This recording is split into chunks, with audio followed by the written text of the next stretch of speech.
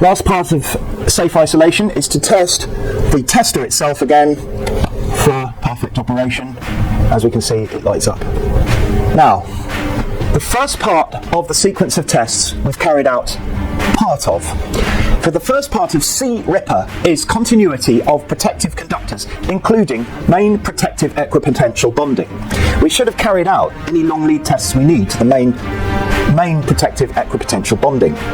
But now we're going to carry out, in effect, a long lead test on every CPC from the end of line of the appropriate circuit. But instead of using a long lead, we're going to use a core that's already in situ and leads to the end of line of every circuit. What is that? It's the line conductor. The end of line of two of my circuits will be in this board here and this board here, as in fact the submains for those two boards.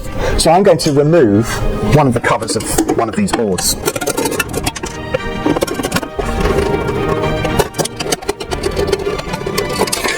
Another thing that you might be quite pleasantly surprised at is that there are no other alternative sources of supply. So I know that my two other subboards are actually dead.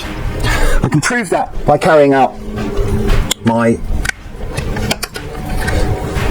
safe isolation on the supply side of that board. If there were alternative means of supply, there should be a large yellow warning label on the front of the board.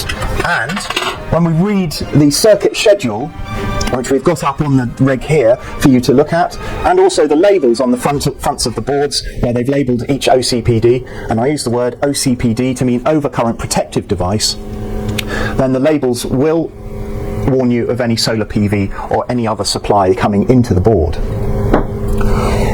So we're on C for C Ripper. Continuity of protective conductors, including main protective equipotential bonding. The way we're going to do it is we're going to link out between the earth and each individual line at the origin of the circuit. So say I'm going to start with circuit 1, which is B6, it's a lighting circuit. I will clip that to the B6 origin, the brown, and take it up and clip it onto my earth bar. But hey ho, we can do that a lot more efficiently if we link from the earth bar to the main bus bar, the line bus bar. And also, if I link it just to the origin there, I'm actually clipped onto insulation, which means I have to remove each of these in turn in order to link them out. Far better really to link out to the copper of the bus bar and then close all these OCPDs. When I say close, that means turn them on. That means opening up all these origins of the circuits, all the browns to that bus bar. So that's all the browns connected to all the green and yellows. Right, I've just put my probes with crocodile clips. These ones actually do have probes on the ends as well, so they're quite useful. They're the old type of mega ones. They've got banana plugs as well, which will go into the simulated water heater banana sockets. I'm plugging in the green and the red into the continuity part of my tester, and I'm going on to the continuity and I'm about to test at 0.25 amps in order to zero out my leads, which are 0.2 ohms, so they're zeroed out now. Then I go to the first end of line of my first radial. The end of line of my first radial I'm going to take as the supply side of this subboard. So that this radial here, the big fat one, originates in this board and terminates at the beginning of this board. So don't be confused that I'm actually testing on the supply side of another main switch. It literally could be a luminaire this, it could just be a luminaire that's supplied by a short radial circuit. I'm going to put my green probe onto the earth, the CPC, and the red probe onto the line there. And it's giving me about 0.02 ohms. So that's my R1, R2, capital R1, capital plus capital R2 of that. And what it's measuring is the brown coming all the way out, all the way along here, and it's going through my tester, back out through the earth from my tester, and then all the way back through the CPC, or the earth conductor, to the earth bar there. So I've got a full circuit from the earth, through the brown here, through my tester, and back through here. So a current can flow round that circuit, and it's measuring the resistance of that circuit, the R1 plus R2. Let's take another one. Office main distribution board, wave 4 here. We turn this one on and test on the end of line of this radial here, just by plugging into the water heater like that. And we've got 0.15 ohms on there. If we're going to test to the direct online starter, that actually comes with this board when we're testing this board. So we're not going to test that. We're only testing this board at the moment, which is the sub-main to there.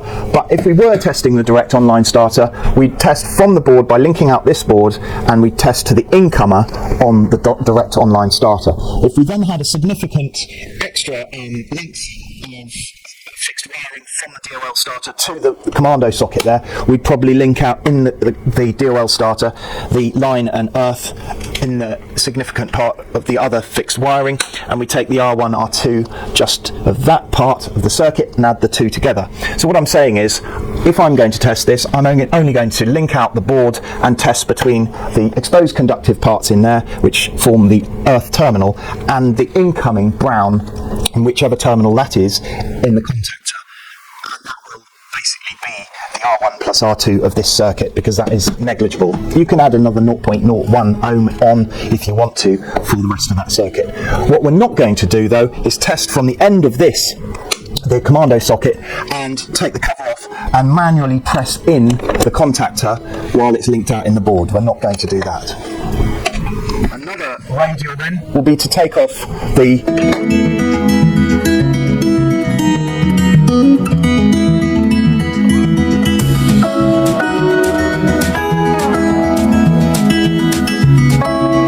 bayonet, or the Edison screw fitting.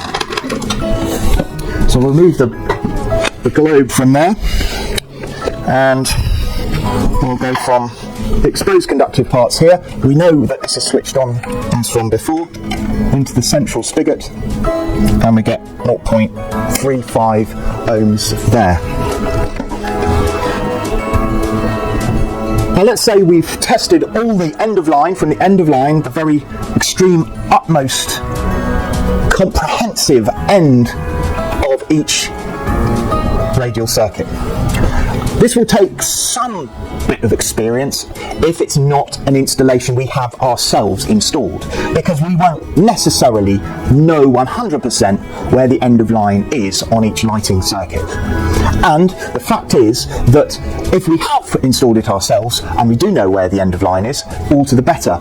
But we use our experience to think, if I were wiring this ceiling, where would I start, bearing in mind the boards there, and take a guess at where the end of line is. And it might mean that you need to look at 2 or 3 fittings in order to completely fulfill that requirement of the regulations. So we've done our R1, R2s for the radial circuits. It's now time for the continuity of rings. Remember, C, Ripper, CR, continuity of rings is next.